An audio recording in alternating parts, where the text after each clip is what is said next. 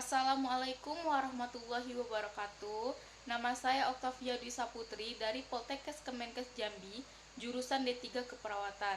Di sini saya akan menjelaskan tentang 5 macam termometer yang umum digunakan. 5 macam termometer yang umum digunakan. Yang pertama, ini ada termometer air raksa atau alkohol. Yang kedua, termometer tahanan atau termisor termometer. Yang ketiga, termometer elemen atau termometer koppel. Yang keempat, pirometer optik. Dan kelima, itu termometer gas dengan volume tetap. Termometer air raksa atau alkohol. Termometer air raksa mempunyai raksa dalam bola sebagai cairan sensitif untuk mengukur suhu yang lebih tinggi, sedangkan termometer alkohol digunakan untuk mengukur suhu yang lebih rendah. Berikut ini adalah contoh gambar termometer air raksa dan termometer alkohol. Bentuknya hampir mirip, namun fungsinya berbeda.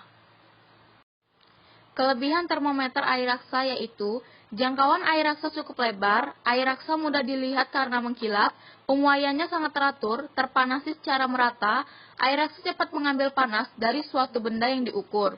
Kemudian, kekurangan termometer air raksa yaitu termometer air raksa tidak bisa dipakai pada suhu yang rendah. Air raksa termasuk zat beracun, sehingga berbahaya apabila tabungnya pecah. Kelebihan termometer alkohol. Harganya murah, dapat mengukur suhu yang lebih rendah, lebih akurat. Kemudian kekurangan termometer alkohol yaitu tidak dapat mengukur suhu tinggi, membasahi dinding kaca, tidak berwarna, sehingga perlu memberi pewarna terlebih dahulu. Cara menggunakan termometer air raksa yaitu pastikan suhu berada di bawah 35 derajat Celcius. Jika suhu belum di bawah 35 derajat Celcius, maka kibaskan termometer, yang bertujuan agar suhu pada termometer air raksa ini dapat turun. Kemudian bersihkan termometer menggunakan kapas alkohol. Letakkan di ketiak, tunggu 10 menit. Setelah selesai, bersihkan kembali termometer menggunakan kapas. Cara menggunakan termometer alkohol. Pastikan termometer dalam keadaan bersih.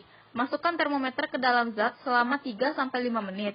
Perhatikan pengisian termometer yang berwarna merah atau alkohol berhenti pada angka berapa. Setelah selesai, bersihkan kembali termometer.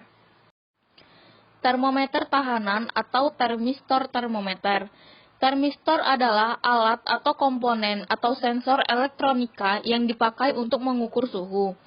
Termistor merupakan gabungan antara kata termo, yaitu suhu, dan resistor, yaitu alat pengukur tahanan. Ini adalah contoh termometer tahanan atau termistor termometer. Kelebihan termometer tahanan atau termistor termometer, yaitu level perubahan output yang tinggi, respon terhadap perubahan suhu yang cepat, perubahan resistensi pada kedua terminal atau pin. Kerugian termometer tahanan atau termistor termometer yaitu tidak linear, range pengukuran suhu yang sempit, rentan rusak, memerlukan suplai data, dan mengalami self-heating. Prinsip kerja termometer tahanan atau termistor termometer yaitu perubahan resistensi yang besar terhadap perubahan suhu yang relatif kecil menjadikan termistor banyak dipakai sebagai sensor suhu yang memiliki ketelitian dan ketetapan yang tinggi.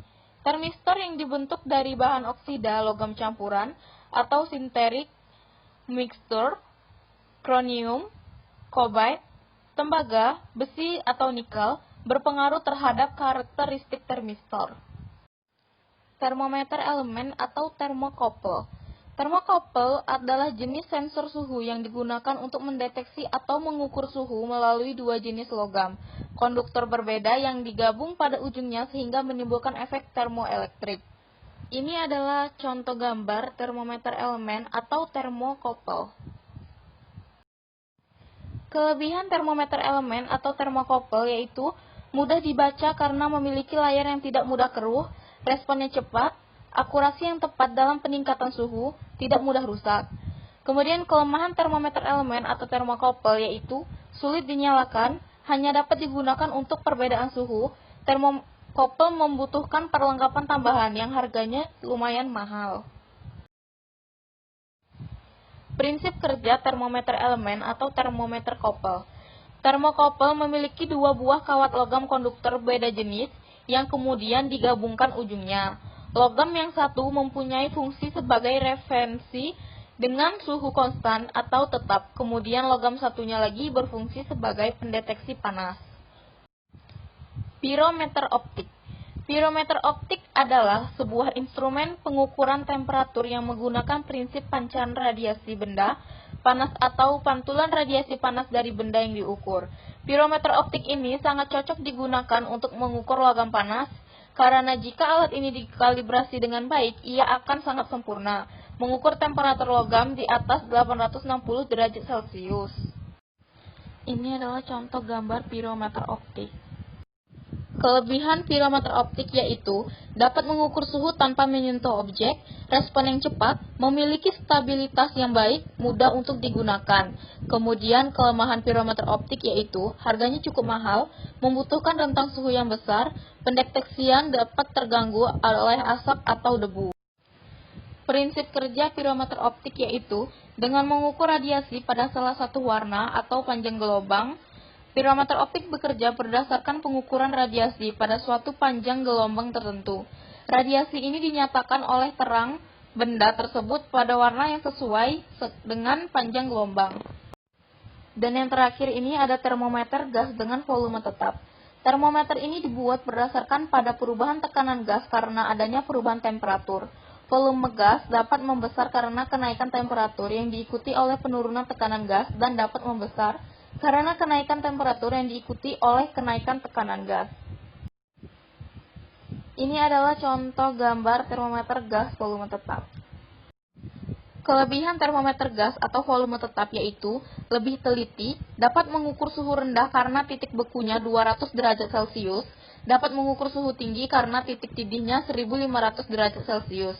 Kemudian kelemahan termometer gas volume tetap yaitu pengukurannya lambat.